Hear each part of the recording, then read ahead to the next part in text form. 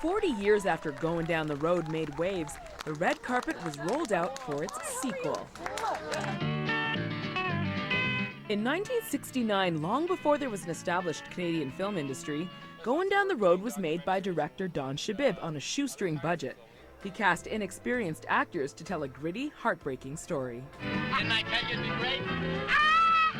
Two dreamers named Pete and Joey leave Nova Scotia for the big city lights of Toronto with stars in their eyes, only to end up broke and disillusioned. I think that the lack of a happy ending, its sort of flagrant non-Hollywoodness, was part of what made people welcome it as a very distinctly Canadian statement. Goin Down the Road became an instant classic, even getting the comedy treatment in a famous SCTV sketch. Oh, Gord, you're gonna love it in Toronto. They got roads and everything there, all kinds of roads.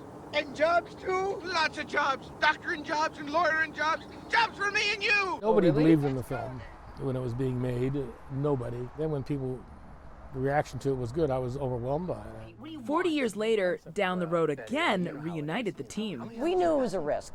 We know it's a risk. When the first one is so successful, yeah, we're a little scared. Yeah, we're a little scared. You know.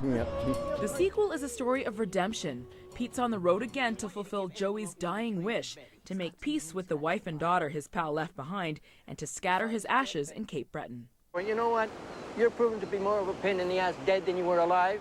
Actor Paul Bradley, who played Joey, died in 2003. Making the film without him was bittersweet. We all missed Paul's presence a lot. So it was emotional from that extent. It was actor Cale Chernin who pushed for the film to be made. She died 3 months after filming wrapped. We didn't know that Cale was dying of cancer, and she'd kept that hidden. And Cale was very emotional. Now we understand why. It's clear coming full circle was a labor of love, though for the actors, seeing themselves on film all these years later wasn't easy. Well, you know, I'm not fond of watching myself age on film. It was very shocking to me. Because you're still 25 years old inside. And these spring chickens can only hope Canadians will be as excited as they are to take this trip down the road with them once more. Arissa Cox, CBC News, Toronto.